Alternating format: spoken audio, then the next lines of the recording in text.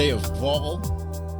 It is September 22nd. It's Wednesday. So one of the weird things that keeps seeming to be asked, right? Like, as much as this seems to be the thing that I think talked about more than just about anything, is as I knock my phone off my desk, is how sustainable is what Michigan's doing. And I know we've answered that question, but there's a couple other things that I think are evidence to that.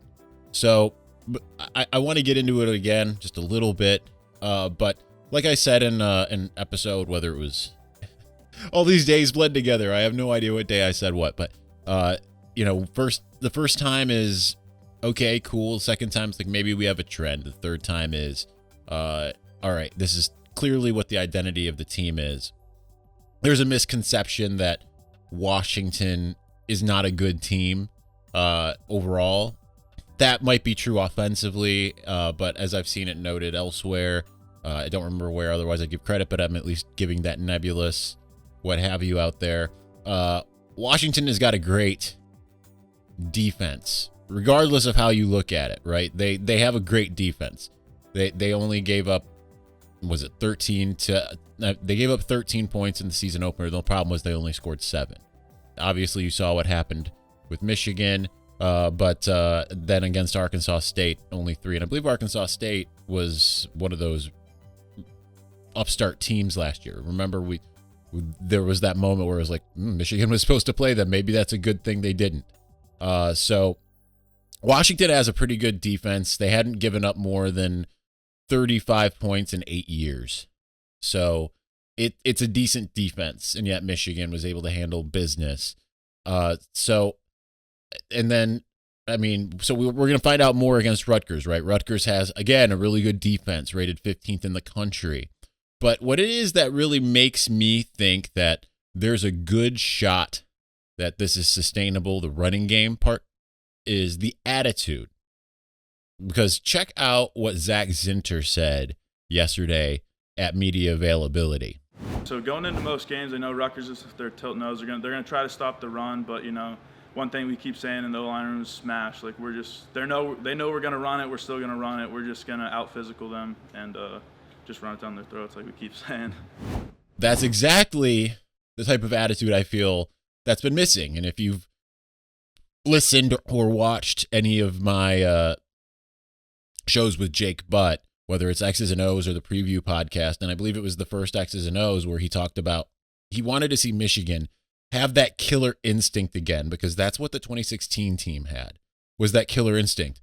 This season so far, to me, feels a lot more like 2016, except for the passing game was a little bit more of what was making 2016 happen compared to the running game. Now, the running game obviously was very important that year with Davion Smith, Chris Evans, and you certainly had big plays there, but to me, it was really a lot of it had more to do with the fact that they had Amara Darboh and Jehu Chesson, and Wilton Speight was able to find those guys downfield. They had a little bit more of a vertical passing game.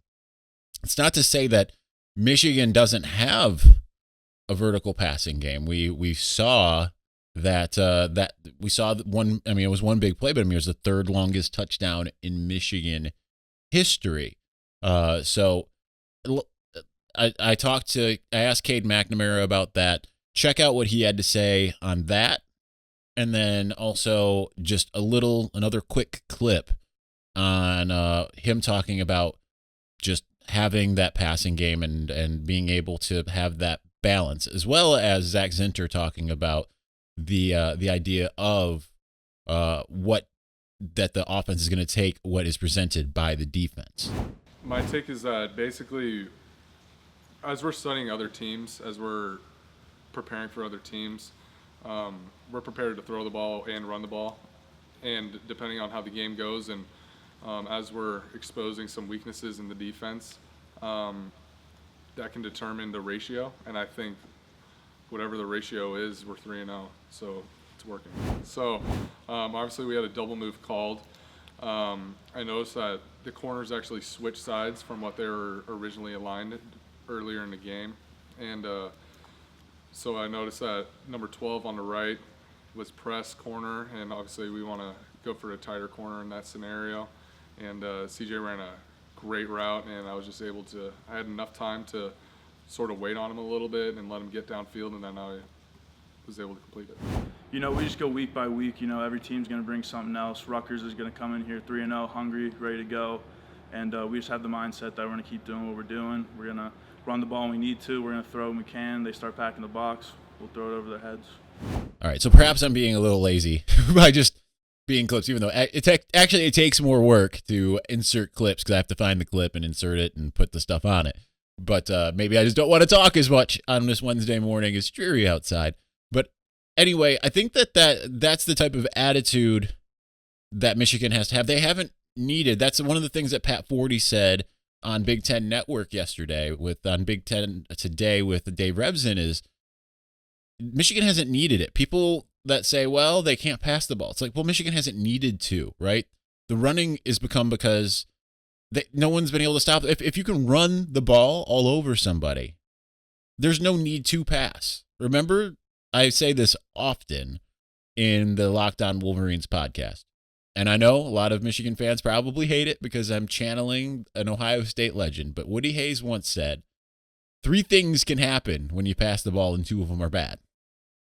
So if you can run the ball for 300 yards, if you can win every game by running the ball, then do it. Now, obviously, in 2 weeks, or I guess a week and a half, we're going to probably see a much more of a passing game because chances are they're not going to be able to run for 300 yards over Wisconsin. And obviously, I think the thing that makes Michigan fans feel a little bit leery is in 2018, Michigan had a run-first offense, grind them down. They passed when they needed to, and it worked against most teams except for one, and that was Ohio State because Ohio State was able to score really fast, and Michigan couldn't keep up. I don't think that's comparable per se because Michigan's got a much more explosive running game. When you think about the old Urban Meyer teams, if you take 2018 out of the equation, what were those teams really good at? They weren't like an exceptional downfield passing teams. And I'm not even just looking strictly at Ohio State. I'm looking at Florida, looking at some of his previous stops. Those were teams that were running the ball constantly. It looked different, but if you watched the podcast from yesterday on Tuesday with Seth Galina, like he talked about, like this is a really imaginative offense, and the spread, as he said, is dead. This is exactly the type of thing that you want to see. It's very ingenuitive. So hopefully that answers any questions out there. This actually ends up being probably the longest morning drift, even though I feel like I'm being lazy about it. Anyway, hopefully that answers some questions. We'll get more questions answered starting this week, and if not, certainly the following. And if Michigan can go to Wisconsin and handle its business, then we'll really know. So we'll see you probably tomorrow on Thursday.